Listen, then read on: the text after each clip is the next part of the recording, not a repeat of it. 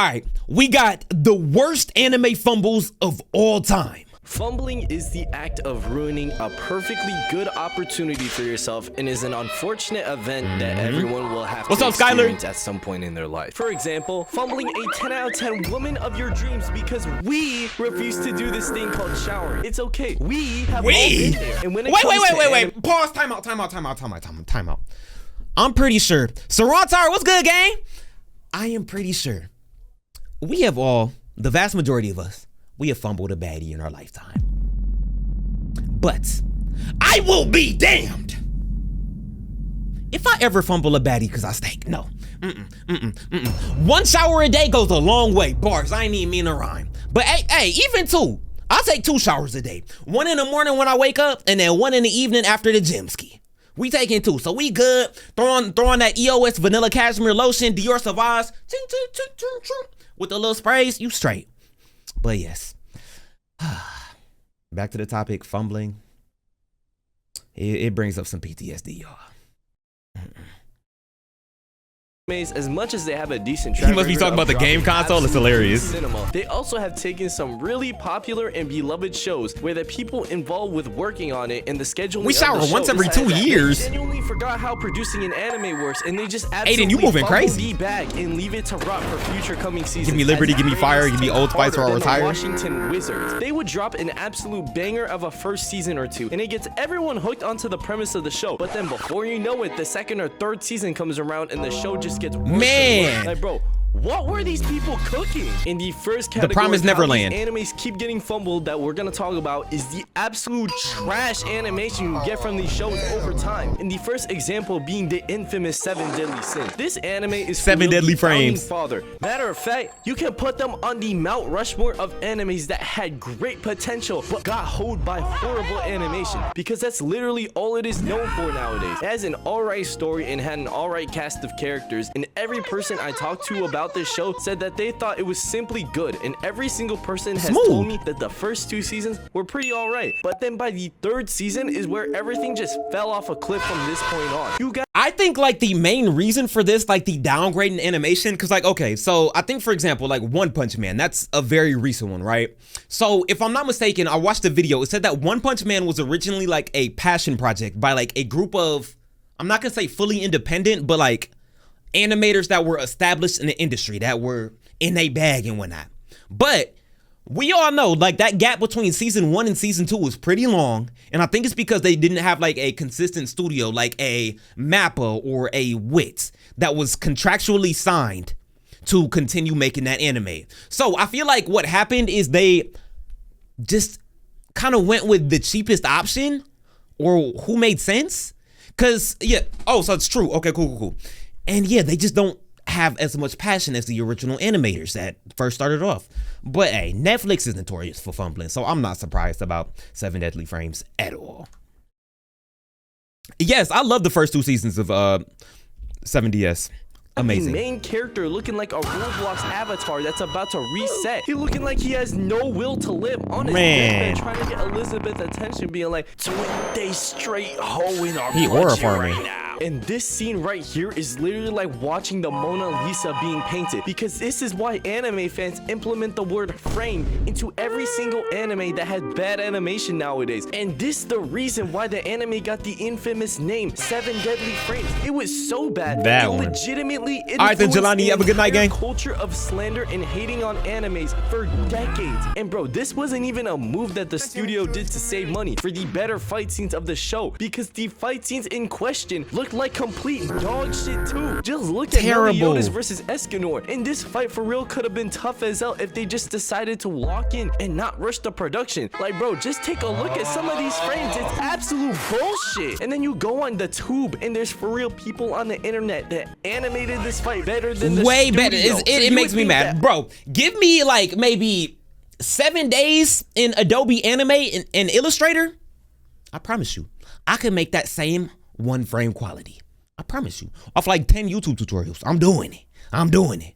Got yours, my bad. Hey, you good, you good. Companies would use them things inside their heads and realize, wait, we should not do whatever they just did and learn from this absolute disaster that happened and not cook ourselves. Instead, they were like, yeah, whatever, we just gonna ignore that shit. Like, bro, whoever is in try. charge of running the production for these animes gotta be as competent as the Chicago Bulls front office when they traded for 10 guards on their team. Because years later, you still got animes quite literally suffering from trash animation such as Blue Lock and One Punch Man. PNG Lock. These two had generational lobs to be some of the greatest modern animes to watch. One Punch Man was animated by Studio Madhouse for its first ever season, and Blue Lock aired at the same time as the 2022 World Cup was one of the most hyped up sports animes when it dropped. Both had upcoming arcs where fans had their expectations set very high for its anime adaptation. Give me a week and I'll pull this off. Hey, Nick, I believe you. Fumbled hard as hell. One Punch Man's animation got significantly worse when it changed studios. I mean, you have motherfuckers quite literally slandering the anime by turning this scene of a PNG of Garo sliding down the hill into a TikTok trend. Got this motherfucker moving like Y equals MX plus B, and then hey, bro brought us back to the sloped intercept form in algebra. Hey, ball knowledge, if you know what that is.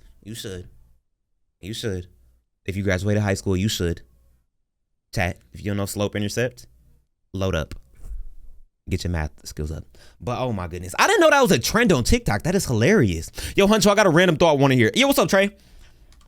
But bro, animation was they was just being lazy. That they were for real animating using PowerPoint presentation transitions to animate some of these scenes. Like, bro, what is going on? Oh, middle school. It makes this even worse when you find out that for a send me you straight then. You straight. Season, that they had one guy handling the entire third selection prior to the Japan U20 match arc. And this trash animation isn't even the animator's fault. What are these committees doing with the scheduling and minimal resources allocated to this show? Like, bro, they don't have the brains for this shit. They sold so bad. And then there were animes like the beginning after the end, a really hyped up manhwa that just had garbage animation from start to finish and never really took off as it should have. Now the second and last category of anime being fumbled I'm gonna be talking about are the ones where the anime is following the exact manga material for the first season or first few arcs, but somehow just make the brain dead decision to make an anime original path or ending that deviates from the manga source material, or cut so much of the manga material to the point where you for real don't even know what's happening anymore. And it literally the only time this is okay, one example that I can give is Full Metal Alchemist, because I believe when the original series aired, not Brotherhood,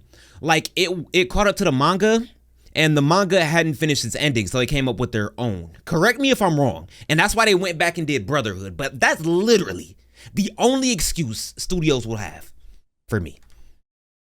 Makes the story worse overall, and this one is dead ass so infuriating. They for real see the manga has been successful with its original storyline, getting hella recognition and awards or whatever, and the committee taking on the project for real said, yo, we have the potential to adapt one of the best animes of this decade known for its unique plot in the manga. What can we do to change this shit? Why would you do that? Do your job. What's up, Glitch? Love you too, bro. This bullshit, because dog, all they gotta do is follow the blueprint of the story and the manga panels. It's right there. Asking them to change anything or be the thinker. Are you late? Now you good, Kari? Examples of this is the Promise. Hope you're doing good tonight. When I watched the first season, I was instantly on that shit. Yes. It had a really nice thriller element to it, and I was hella hyped for the second season to drop, only for me to be absolutely disappointed as season 2 dropped. And when I finished it, I was like, ain't no way that's how this shit ended. I can't be the only one that felt so unsatisfied with how all that played out. If I'm not mistaken, didn't they adapt like 200 something? That could have been Tokyo Ghoul, but didn't they adapt like heli chapters in season 2 and just like squished a bunch of stuff in like 12 episodes? That was dirt. Hunter x Hunter did that in the 90s version, but the animated ending was never made because Tagashi never saw it and like was so ass they waited till 2011. Yeah, and Hunter x Hunter still isn't done if I'm not mistaken. But bro, like the Promised Neverland season 2 was so bad, I don't even remember season 2. That's how bad it is. Like, What's up, Rohan? Bro, I hated every dumbass villain saying capture and cage, bro. The hero is gonna beat your ass. Generational fumbles. Like, just wait. Patience is a virtue. It's revealed that he was still alive to Emma and the others felt so fake because it deadass came out of nowhere and had zero emotional buildup for that moment. Instead of a no way my boy's still alive reveal, it was more of a huh? What's up? Type of moment review. When I finished the second season, I decided to look at the reviews online for the anime. I only became even more disappointed when I found out that not only did everyone have the exact same reaction as I did when I watched whatever this is, but I found out that they cut out more than 100 chapters. Hey, mods gotta go through my current Discord mods to finish the anime for the in reviews. 11 episodes in season 2. Dog, I'm being serious. Who are making these decisions? This is for real the equivalent of Nico Harrison trading Luka. I'm sick. So you know what I did? I was so mad when the Lakers made this trade originally because I thought it was stupid. But we got Luka. Bro just dropped 60. And he's the best player on the team. LeBron don't gotta be superhero no more. I love it. But yeah, Nico Harrison, they must have had some crazy dirt on my boy to get Luka up out of there.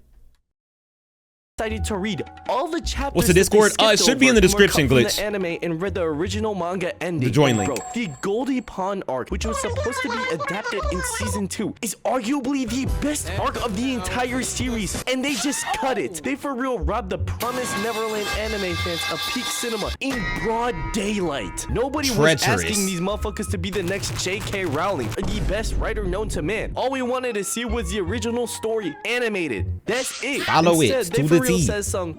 We do not care. And gave us an absolute shit show. Another example of this category is Tokyo Ghoul. I've talked to some people about this series, and when I mentioned that I've only seen the first season of it, everyone is like, hey bro, just keep it that way. Hey, I'm not going to. Let me pause real quick. Because season 1 peak for Tokyo Ghoul. I just want to say my opinions before he says his. Season 1 was peak. Season 2 was all right.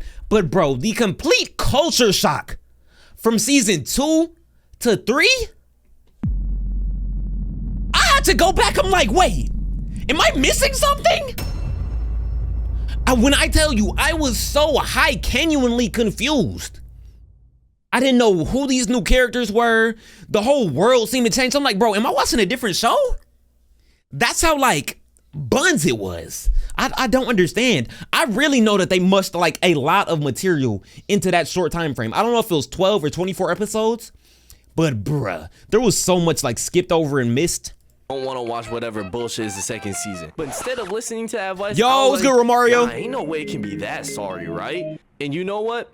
I was dead ass wrong. One of the main things that really confused me was that these motherfuckers decided to have Kaneki join the kidnapped and tortured him. Bro, I actually laughed out loud when he decided to do this because this is the equivalent of going back to your abusive ex and saying, I can change them. Like, I guess, bro. And they never really went into depth about ReZero for sure, mental trauma. Instead, they just had bro aura farming, which just completely destroyed his character in season 2. And then when you got to Tokyo Ghoul Re, the 3rd season, it actually made no sense whatsoever because they decided to put 120 chapters of content and try to cram it all into 24 episodes and didn't think that we wouldn't notice. In conclusion, whoever these people are that are managing the production of these animes needs to get put into rehab and locked the fuck in. I am not trying to have an anime series like JJK. I have not, Rohan. Happen like these animes mentioned. It is for real the worst thing to happen to an anime.